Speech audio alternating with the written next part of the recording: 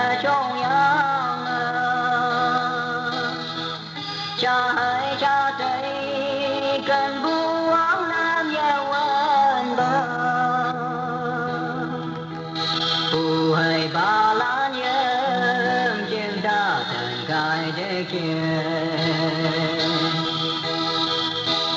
mong gần mong ta nghe yêu tình ý đam mê ăn buông làm nhé chỉ cho cha ô cha sang sang si yếu mà trong nhà vui đi cha nói ơi em lòng về bên nhau đi chào anh bông già dưới cái punya penghuni đi mong mày ngon đấy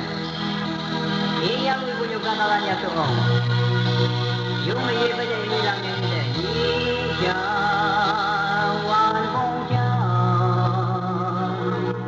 dưới cái punya penghuni ngon đấy ý ya lối cô như có ta là nhạc dương gì bây giờ im như làm ngài nơi chờ đã bờ dùng mình dùng bộ áo quan con cô ngào em trai ông mong cả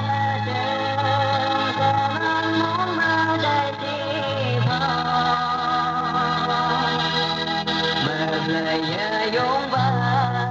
đang ơi đàn ơi